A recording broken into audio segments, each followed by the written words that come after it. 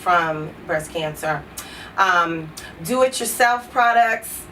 You can make them yourself. Actually, my daughter and I, we make some of our creams. We make our hair products now. I've even gotten into making my shampoo. I use a mineral called Rorree clay, and I make this shampoo, and I don't use it every time, and I still use store-bought things. I have a Trader Joe's shampoo and conditioner that I use sometimes. And I use some other products as well, you know, but I love Shea Moisture, and I love to make it myself, and my daughter does too, and we buy the essential oils and the natural oils and the shea butters and the cocoa butters and everything, and we mix them all up and blend it all up and make it smell however we want it to smell by putting the different essential oils in it. So every few weeks when we make a batch of product, we kind of make it smell a little different. And now she, at 7, is really into this, and she's into using it too, you know, and doing her own hair and, you know, trying to be all natural. It's really cute. But anyway, so do it yourself. It could be really, really fun, and then you know what's in it, you know, when you're buying the products yourself and blending it up yourself, and you know you didn't put any chemical in it, and you know what's in what you're putting on your hair and on your body that's absorbing into your skin and getting into your cells and into your bloodstream. Okay, so anyway, now diet is another thing that I know is affecting breast cancer. To me, we are the fast food nation, we are the processed food nation, we are the genetically modified food nation. You know, we are just into having everything instantly, having everything quickly.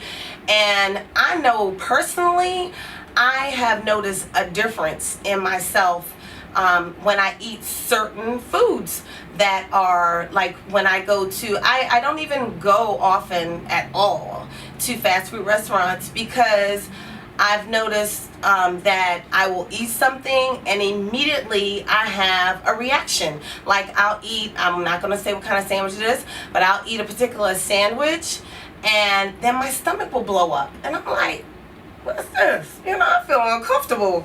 All of a sudden my stomach just feels all bloated. What's going on? You know, and that never used to happen. And that was my staple sandwich that I would eat whenever I needed to have fast food. I would just go to this one particular restaurant and get that.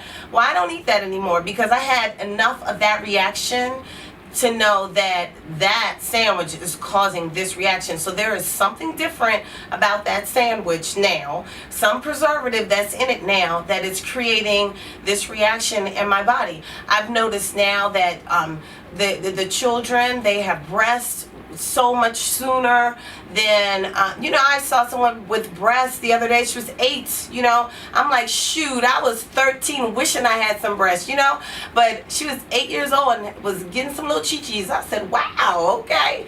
And you know, but I know it's the food. There's so much hormones in the food, you know, and they're feeding. I mean, how long does it really take a chicken to grow? I don't know. You know, how many eggs does a chicken really hatch? I mean, we have so many eggs. Really? You know, what are they giving these chickens to produce all these eggs and all? I mean, I'm just wondering, you know, but hey, you know, I haven't done my research. I'm just wondering. So, you know, but okay, so the fast food, I feel like the fast food is an issue. You know, I don't know what preservatives are being used now, but I think it's an issue. I've talked to different nutritionists. I've learned things about foods being genetically modified now, which can be an issue. We don't know what's going on when we're genetically altering food. You know, what is it doing to our bodies? Why are so many people having cancer now? What is up that? Why are so many people that are young coming down with cancer and dying in a minute? They find out they have cancer one day and the next 2 days they're dead. What is going on? You know, what is the common denominator? Is it the food? Is it the fast food, processed food?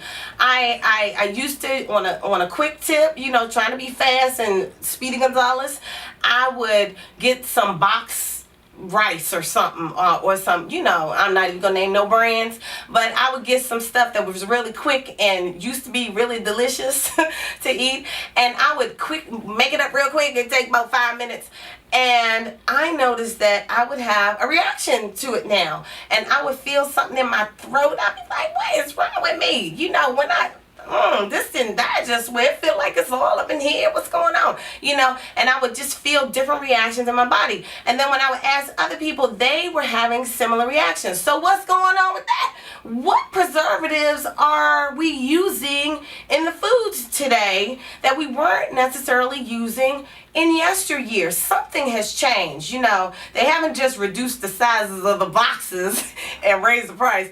They have also added something different to our foods. I don't know what, but whatever it is, it has been allowed. So here's some things that I do, because you know you can't avoid everything, and sometimes you might eat some fast food. Okay, so some of the things that I do is I add something green and raw to my diet on a regular basis. I try to do it almost every day. And for the most part, I think I do add it just about every day, something green and raw. I really believe that once we start cooking our vegetables, we are really losing the nutrients in the vegetables. So it's important to have some of them that are raw and fresh raw, not some that have been sitting in a bag for however long it took to get to the grocery store, and then sat in the bag on the shelf, and then sat in the bag at your house, you know. So we need some fresh raw vegetables on a regular basis, and I do them in a smoothie because it's easier, it's quicker, and I could just make it taste really, really good. So I make green smoothies on a regular basis, and I give some to my daughter as well. So I will mix up a green smoothie. I might put some fruit in it to make it taste a little better, because sometimes it tastes a little special when it's just greens, but sometimes I do just greens because that is very cleansing to the body. It gives your body lots of fiber to help your digestive system, even though we're not talking about that today. But keeping your digestive system clean is part of prevention of cancer as well, you know, because if you have all these toxins living in your intestinal tract because they can't move out, then that can create cancer in your body, you know. So it is important to have some raw in your body. I'm an advocate of green smoothies. So there are plenty of green smoothie recipes out there. You can go to Pinterest, you could go to Google, wherever you want to go. You can find some green smoothie recipes. Try them. And I make smoothies. You can juice if you like, but I like to have all of the vegetable. I like to have the pulp. I like to have all the fiber in the vegetable. So I do smoothies more than I juice. Plus, smoothies are quicker to me than juicing, but I do both, but I love smoothies a lot better. So definitely add some raw to your body on a daily basis. I already talked about I already talked about cooking the food and losing nutrients. Well, when you microwave the food, you lose nutrients as well. I mean, I don't know how true this is because I haven't researched it or studied it, but I was told a number of times that once you microwave vegetables, you've lost just about all the nutrients in the vegetables. So what are you eating? You might as well be eating some paper. So, you know, so definitely if you have to heat up your vegetables, try to heat them on the stove. I don't even use a microwave anymore. And I don't know why. I've just heard so many things. Not to say there's anything wrong with microwaves, but I don't want 10 years from now there'll be class action lawsuits. No, I'm joking. But, you know, there have been studies about microwaves, and they're not conclusive either. So, you know, I'm not saying don't use a microwave. Use a microwave if you want to, but try heating up your vegetables on the stove if you are making vegetables. So anyway, add the green smoothies. I also add a protein powder, which is really nutritional for the body. Get a good protein powder if you're going to add green smoothies to your life. And they are safe for children. Now, another thing that's awesome that you could put in your green smoothie is red cabbage. Red cabbage actually has 13 anti-cancer properties. I mean, not 13, 36. 36 anti-cancer properties in red cabbage. So I just take a little chunk of red cabbage and just throw it in the smoothie.